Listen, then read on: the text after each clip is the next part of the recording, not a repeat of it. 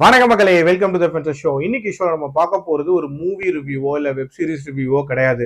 அதை விட முக்கியமான ஒரு டாபிக்கை பத்தியது. தமிழ்நாடு எலெக்ஷன் 2026 அப்படின்றது இன்னும் சில நாட்கள்ல வரப்போகுது. இந்த 4 முனை போட்டியில யாருக்கு ஓட்டு போடலாம் அப்படின்ற ஒரு மிகப்பெரிய கேள்வி நிறைய பேருக்குள்ள இருக்கலாம். உங்களை நிறைய பேர் ஆல்ரெடி அதை டிசைட் பண்ணி வச்சிருந்திருக்கலாம். பட் என்னோட ஒப்பீனியன் இந்த போட்டியை பத்தியும் யாருக்கு போடலாம் அப்படின்ற ஒரு சஜஷனை பத்தியும் நான் இந்த வீடியோல சொல்ல போறேன். இது முழுக்க முழுக்க என்னோட ஒப்பீனியன் தான், யாரையும் இன்ஃப்ளூயன்ஸ் பண்றதுக்காக இல்ல. ஃபர்ஸ்ட் திங், நான் இது வரைக்கும் ஆரம்ப காலத்துல இருந்து இப்போ வரைக்கும் போட்டுட்டு இருக்கக்கூடிய ஒரு கட்சி அப்படின்னா அது டிஎம்கே தான். டிஎம்கே ஆட்சியில எந்த குறையுமே இல்லையா அப்படின்னு நீங்க கேட்கலாம். அப்கோர்ஸ் அவங்களோட ஆட்சியில நிறைய குறைகள் இருக்கதான் செய்யுது. சட்டம் ஒழுங்கு அப்படின்றது இன்னுமே பெட்டரா இருக்கலாம். போன ஆட்சியோட பெட்டரா இருந்தாலும் இன்னுமே இந்த ஆட்சியில நிறைய விஷயங்கள் கட்டுப்படுத்தப்பட்டிருக்கலாம் அப்படின்ற ஒரு ஃபீட்பேக் இருக்கதான் செய்யுது. கரப்ஷன் அப்படின்ற ஒரு விஷயமும் அடியோடு இல்லாம இருக்கலாம். அண்ட் அதுக்கான ஆக்ஷன் மெஷர்ஸ் இன்னும் பெட்டரா இருக்கலாம் அப்படின்ற ஒரு ஃபீட்பேக்கும் இருக்கதான் செய்யுது. இன்ஃபேக்ட் கரப்ஷன் அப்படின்னு பேசும்போது நான் எல்லா கட்சிகள்லயுமே அந்த கரப்ஷன் அப்படின்றது இருக்குன்னு தான் சொல்லுவேன். இன்ஃபேக்ட் அரசியல்வாதிகள் கிட்ட மட்டும் இல்ல, பொதுமக்களான நம்ம கிட்டே அந்த கரப்ஷன் அப்படின்றது ஊறி போய் தான் இருக்கு. ஒரு விஷயத்த ரொம்ப ஈஸியா சார்ட் அவுட் பண்ணணும் அப்படின்னு நினைச்சு குறுக்கு வழியை யூஸ் பண்றதே ஒரு விதமான கரப்ஷன் தான். இன்ஃபேக்ட் ஓட்டுக்கு காசு கொடுக்கறது கரப்ஷன்னா அதை வாங்குறதும் கரப்ஷன் தானே. மாற்றம் அப்படின்றது நமக்குள்ள வரணும். ஸோ சொசைட்டியா அந்த மாற்றம் வரும்போது தான் அந்த சொசைட்டில இருந்து வரக்கூடிய ஒரு எம்எல்ஏவோ இல்ல எம்பியோ வந்து அந்த மாதிரி கரப்ஷன் ஃப்ரீயா இருப்பாங்க. இது ஒரு long term process. But ideally yes, ஒரு கட்சி கரப்ஷன் ஃப்ரீயா இருக்கணும் அப்படின்னு தான் நான் என்னைக்குமே விரும்புவேன்.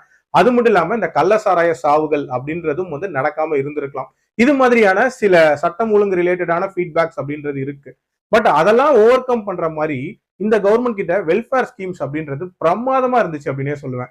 மகளிருக்கான அந்த விடியல் பயணமா இருக்கட்டும், அண்ட் மகளிருக்கான அந்த 1000 ரூபாய் அப்படின்ற அந்த விஷயமா இருக்கட்டும், இது எல்லாமே சாமானிய மக்களை மேல கொண்டு வரதுக்கான திட்டங்களா இருந்துச்சு.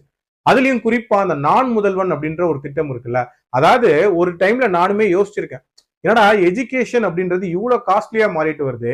ஸோ ஒரு சாமானியனோட பையன் வந்து தன்னோட கனவை நிறைவேற்றணும் அப்படின்னா அதுக்கான ஒரு வாய்ப்பே இல்லாம போகுதே அப்படின்னு இருக்கக்கூடிய சூழ்நிலையில இந்த நான் முதல்வன் மாதிரியான திட்டம்லாம் வந்து ஒரு பயங்கரமான பூஸ்ட் அப்படின்னே சொல்லுவேன். யார் வேணா எது வேணா அச்சீவ் பண்ணலாம் அப்படின்றத பாசிபிள் ஆக்கக்கூடிய ஒரு திட்டம். ஸோ அந்த மாதிரியான திட்டங்கள்ல கண்டிப்பா டிஎம்கே சூப்பராகவே பண்ணியிருந்தாங்க. அது மட்டும் இல்லாம சமூக நீதி அப்படின்ற ஒரு விஷயம், அதாவது தமிழ்நாட்டை பொறுத்த வரைக்கும் நான் ஒரு அமைதி பூங்காவா இருக்கணும் அப்படின்னு தான் நான் விரும்புவேன். எந்த ஒரு மத கலவரமும் இங்க வரக்கூடாது. அண்ட் இஸ்லாமியர்கள், கிறிஸ்துவர்கள், இந்துக்கள் எல்லாருமே ஒற்றுமையா இருக்கணும் அப்படின்றதுதான் எல்லாரும் ஆசைப்படுற ஒரு விஷயம். ஆனா அப்படி இருக்கிறத வந்து பிஜேபி கண்டிப்பா விரும்ப மாட்டாங்க. சோ அவங்க ஏதாவது ஒரு பிரச்சனையை பண்ணி சீர்குலைக்கணும் அப்படின்ற ஒரு எண்ணத்தோட தான் இருக்கிறாங்க. சோ அதை தடுக்கிற ஒரே சக்தியா நான் வந்து கண்டிப்பா டிஎம்கேவை தான் பாக்குறேன். அப்கோர்ஸ் நம்ம ஸ்டேட்ல வந்து சில ஜாதிய பிரச்சனைகள் அப்படின்றது இருக்கதான் செய்யுது. அதுக்கான ஒரு ரெமிடியாவும் டிஎம்கே கண்டிப்பா இருப்பாங்க. அதனாலதான் விசிகா மாதிரியான கட்சிகள் இவங்க கூட்டணியில இன்னுமே இருக்காங்க. சோ அதையும் நான் ஸ்ட்ராங்கா நம்ப தான் செய்யறேன். ஏன் இதெல்லாம் ஏடிஎம்கே பண்ண மாட்டாங்களான்னு கூட நீங்க கேட்கலாம். பட் ஏடிஎம்கே இருக்கிறதே பிஜேபி கூட்டணியில தான். பேருக்கு தான் ஏடிஎம்கே தவிர முழுக்க முழுக்க பிஜேபியோட கண்ட்ரோல்ல தான் இருக்க போகுது அப்படின்றது நம்ம எல்லாருக்குமே தெரியும். அதுக்கு ஒரு கிளாசிக் எக்ஸாம்பிள் இப்ப வந்த டீலிமிட்டேஷன் இஷ்யூ தான். ஒரு மாநிலத்தோட உரிமையை பறிக்கிற மாதிரியான ஒரு சட்டத்தை நிறைவேற்ற பாக்குறாங்க. அதுக்கு அகேன்ஸ்டா டிஎம்கே மற்ற கட்சிகளும் வந்து குரல் கொடுத்தாங்க. ஆனா ஏடிஎம்கே அதுக்கு ஆதரவு தெரிவிக்கிறாங்க. ஒருவேளை ஏடிஎம்கே தனியா இருந்தா கூட பெரும்பான்மை இந்த சைடு தான் இருக்காங்கன்னு சொல்லிட்டு இதுக்கு ஆதரவு கொடுத்திருக்கலாம். பட் இப்போ அவங்களால அதை கூட செய்ய முடியாது. ஏன்னா பிஜேபி கோச்சிப்பாங்க அப்படின்றனால. சோ முழுக்க முழுக்க பிஜேபி கண்ட்ரோலுக்குள்ள இருக்கக்கூடிய ஒரு கட்சியா தான் இருப்பாங்க. ஒரு அடிமைத்தனத்தோட ஒரு ஆட்சி நமக்கு தேவையா அப்படின்ற ஒரு கேள்வி கண்டிப்பா ஏடிஎம்கே மேல இருக்கதான் செய்யுது. சரிப்பா, இந்த 2 கட்சிகளும் மாத்தி மாத்தி ஆண்டுட்டு இருந்திருக்காங்க இவ்வளவு நாள். அவங்களுக்கு போட்டு போட்டு சலிச்சு போச்சு. எனக்கு ஒரு மாற்றம் வேணும், நான் ஏன் டிவி கேக்கு போடக்கூடாது அப்படின்னு நீங்க கேட்கலாம். இந்த 2 கட்சிகள் பண்ண விஷயங்களை தாண்டி டிவிக்கே என்ன பண்ணுவாங்க அப்படின்ற மாதிரி நீங்க நம்புறீங்க? ஃபர்ஸ்ட் திங், கரப்ஷனை ஒழிப்பாங்க நம்புறீங்களா? விஜயோட டிக்கெட்டோட first day first show price என்னன்னு தெரியுமா? 1000ல தொடங்கி 3000 4000 வரைக்கும் போகும். ஸோ தன்னோட படத்திலேயே அதை கொண்டு வர முடியல. சரி, ஓகே, அரசியல்ல உள்ள வந்துட்ட, ஒரு புது கட்சி தானே. கிட்டத்தட்ட 105 சீட்டுகள் வந்து மத்த கட்சியில சீட்டு கிடைக்காம பிரிஞ்சு வந்தவங்க, அதிகமா காசு கொடுத்தவங்க இவங்களுக்கு கொடுத்துருக்காங்க. எல்லாத்துக்கும் மேல கிட்டத்தட்ட 43% இவங்களோட கண்டஸ்டன்ஸ் இருக்காங்களா, குற்ற பின்னணி இருக்கிறவங்களா இருக்காங்க. இவங்க தான் வந்து மாற்றத்தை கொண்டு வர போறாங்களா அப்படின்ற ஒரு மிகப்பெரிய கேள்வி எழுது. அதெல்லாம் இல்லப்பா, எங்காலு ஹீரோ, அவர் ஒருத்தரே வந்து எல்லாத்தையும் கண்ட்ரோல் பண்ணிடுவாரு அப்படின்னு நீங்க யோசிக்கலாம். இந்த ஹீரோயிசத்தை வந்து 41 பேர் இறந்தப்போ கரூர்ல நின்னு காட்டியிருக்கணும். பின்னங்கால் பொறையில் அடிக்கிற மாதிரி ஓடி போயிட்டு ஹீரோயிசம் பத்தி எல்லாம் பேசவே கூடாது. ஒரு விதமான நெகட்டிவ் எனர்ஜியை இவரு உள்ள கொண்டு வராரு அப்படின்னே சொல்லலாம். ஒரு லீடருக்கான முக்கியமான பண்பே அக்கௌண்டபிலிட்டி அப்படின்ற ஒரு விஷயம். என்ன பிரச்சனை நடந்தாலும் மத்தவங்க மேல எப்படி பழி போடலாம் அப்படின்ற ஒரு விஷயத்தை தான் பண்ணிட்டு இருக்காரு.